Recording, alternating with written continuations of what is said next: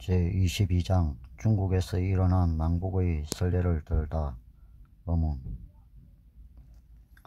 어서 25쪽 7행에서 16행 대저건년의 재난을 가지고 왕대를 힐난하는 사유를 무턱대고 두려워하므로 약간 선례를 인용해서 그대의 미혹을 깨우쳐 주리라. 지간 제2의 사기를 인용하여 가로되 주의 말에 비발 단신으로 예도에 의하지 않는 자가 있었더라.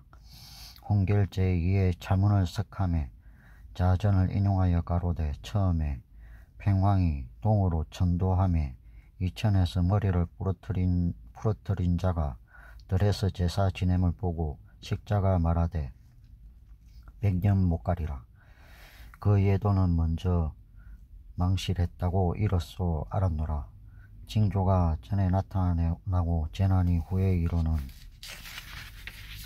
것을 또 완적은 일제 이었으나 동두산대하니 후에 공경의 자손이 모두 이를 본받아 천하게 서로 욕하는 자를 자연에 달하였다고 하고 준절긍지하는 자를 시골떡이라 하니 이를 사마시가 멸할 상이라 하였다. 이상.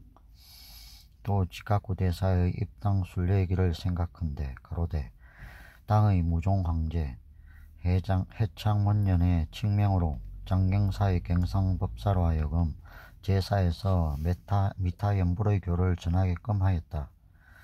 사찰마다 3일씩 순련하기를 멈추지 않았는데 동 2년에 해골곡의 군병 등이 땅의 경계를 침범하고 동 3년에 하북의 절도사가 갑자기 난을 일으켰고 그 후 대번국이 다시 명을 거역했으며 해골국이 거듭 땅을 빼앗았다. 대체로 백난은 진앙의 대와 동일하여 재화는 엄리에 일어났었다. 하물며 무종은 크게 불법을 파하고 많은 사탑을 멸했으니 난을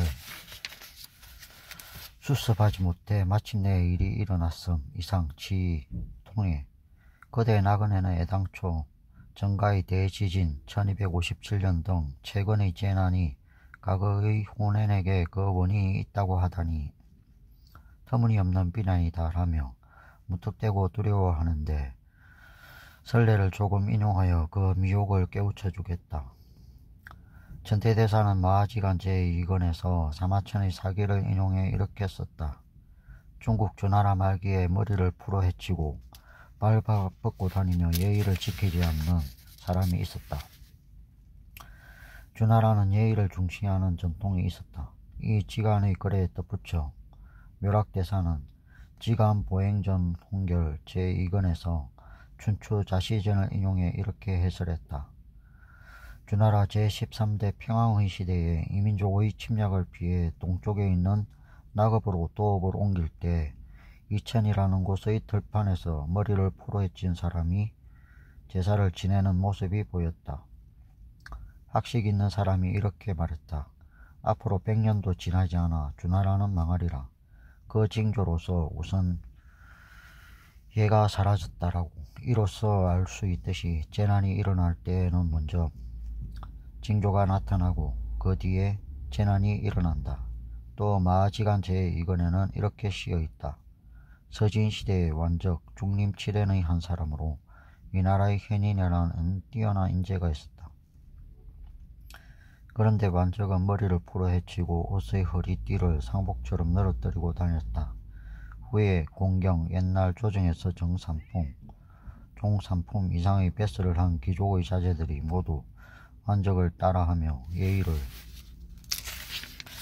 어지럽히고 난잡한 말로 서로 욕하는 것이 인간 본래의 모습이라고 말하고 반대로 예의를 중시하는 신중한 사람을 보면 저 사람은 시골떡이다 라고 했다. 이것이 서진의 왕인 사마씨가 멸망하는 전조였다라고. 또 지카쿠 대사 앤린의 입당구법 순례행기를 살펴보면 이렇게 나와 있다. 당나라 무종 황제는 841년에 칙명을 내려 장안에 있는 장경사의 갱상법사에게 아미타 연불의 가르침을 넓히게끔 하였고 모든 사찰마다 3일씩 돌며 계속 설법하게 했다. 그런데 그 이듬해에는 해골국 위구르의 군병이 당나라 국경지역을 침략했다. 843년에는 하북의 절도사 이민족을 막는 군사령강 갑자기 반란을 일으켰다. 그 뒤 당나라의 속국이던 대범국 티베트가 당시 당나라 황제의 명령을 거부하였으며 해골국은 거듭 영지를 빼앗았다. 병난은 마치 항우가 살던 시대인 진나라 말기처럼 병난이 격렬하게 일어나 마을과 촌락들이 모두 불길에 휩싸이고 말았다. 더구나 당나라 무종은 불법을 크게 파괴하고 수많은 사탑을 없앴으므로 그보다 더한 재난이 일어나면 당연했으며 병난을 막지 못하고 끝내 죽고 말았다. 이상 지의록. 의구해설 지간제의. 지간은 천태대사 지의가 저술한 마하지간 식권의 약칭.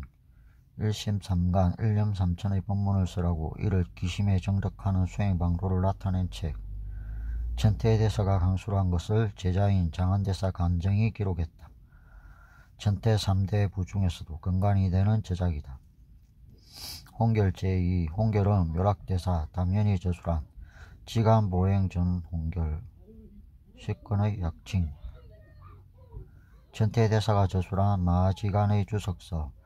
묘락대사는 8세기 중국 당나라의 성녀로 중국 천태종을 중흥시켰다. 선, 화음, 법상, 밀교 등이 넓혀져 천태종이 침체되었을 때 법화 일성의 관점에서 다시 부흥시켰다.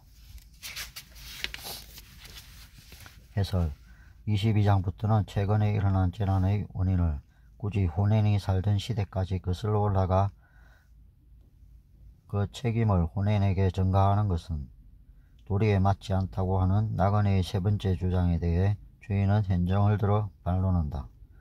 정신의 한패가 일국이 멸망하는 원인으로 22장에서는 중국의 역사적 사실을 통해 윤리, 정신, 종교의 혼란이 이었고 사회의 혼란과 나라의 멸망으로 이어진 세 가지 사례가 나타나 있다. 먼저 주인은 주나라가 멸망할 때의 예를 든다. 주나라는 예의를 바탕으로 건국되었지만 평왕의 시대 기원전 8세기가 되자 머리를 풀어헤친 모습으로 들판에서 제사를 지내는 사람이 있었다.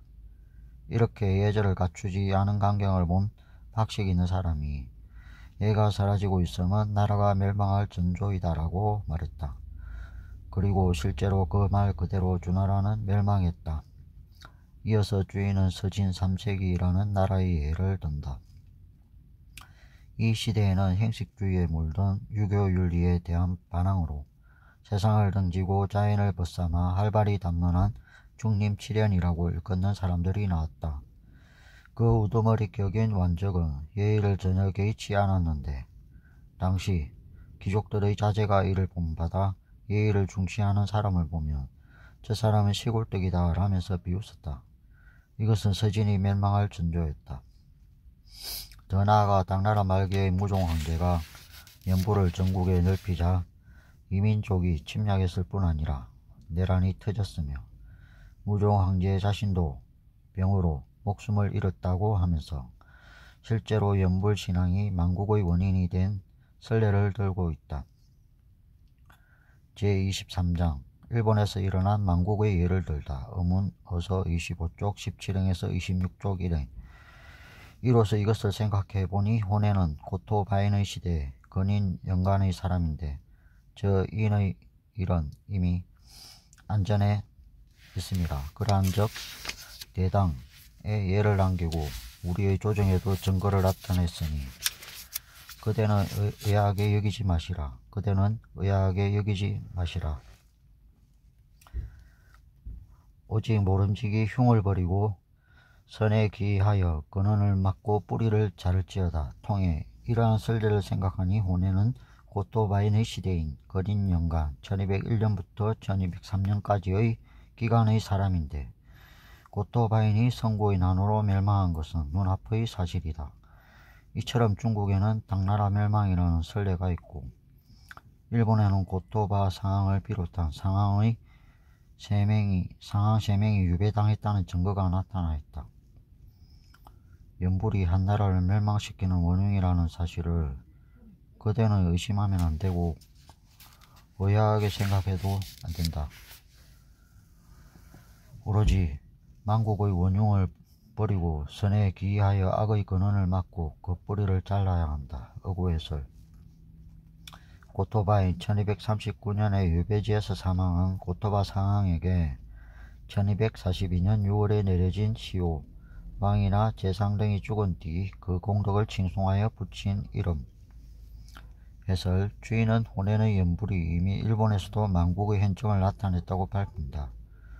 연불이 만국의 현정을 나타냈으면 없면 호넨이 연불을 넓히기 시작한 때는 고토바인의 시대인데 조정 내에서 귀족의 연불 신앙이 엄청난 기세로 퍼지고 있었다. 저 인의 일은 선고의 난 1221년을 가리킨다. 선고의 난은 고토바 상황이 가마쿠라 막부를 타도하고자 일으킨 전란인데 조정책이 패배해 고토바 상황을 포함한 3명의 상황이 유배에 처해지는 결말을 맞았다. 이 사건은 당시 일본의 정치적 주도권이 천황과 귀족에서 가마쿠라의 무사에게 넘어가는 결정적 계기가 되었다.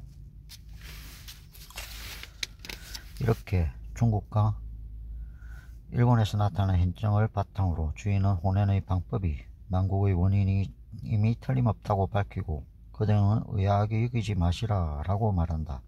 그리고 오직 모름지기 흉을 버리고 선에 기하여 근원을 막고 뿌리를 자를지어다 라고 단언하면서 사회의 안온을 실현 않으면 재난을 초래하는 악의 근원인 호넨이 설한 방법의 가르침을 단절해야 한다고 결론 짓는다.